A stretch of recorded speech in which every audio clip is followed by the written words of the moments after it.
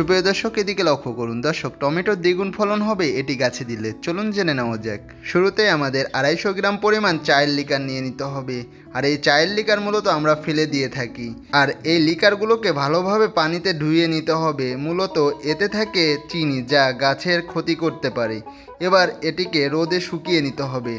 রোদে শুকিয়ে এটিকে একটি পাত্রে রেখে এর মধ্যে আমাদের কিছু পরিমাণ হলুদের গুঁড়া দিয়ে দিতে হবে। আর এটি মূলত অ্যান্টিব্যাকটেরিয়াল উপাদান সম্পূর্ণ। এবার এটিকে ভালোভাবে মিশিয়ে নিতে হবে। মিশিয়ে এর মধ্যে আমাদের কিছু পরিমাণ ডিমের খোসা দিয়ে দিতে হবে। আর এই ডিমের খোসায় থাকে প্রচুর পরিমাণে ক্যালসিয়াম, যা গাছের বৃদ্ধিতে প্রচুর পরিমাণে সহায়তা করে। এবার এটি প্রত্যেকটি গাছের গোড়ায় এভাবে দিয়ে দিতে হবে। দেওয়া হয়ে গেলে উপর দিয়ে মাটি চাপা দিতে হবে। মাটি চাপা দিয়ে কিছু পরিমাণ পানি দিয়ে দিতে হবে। এতে করে গাছ দ্রুত বৃদ্ধি পাবে এবং গাছে প্রচুর পরিমাণে ফুল আসতে শুরু করবে এবং গাছ থেকে প্রচুর ফলন পাওয়া যাবে। ধন্যবাদ সবাইকে।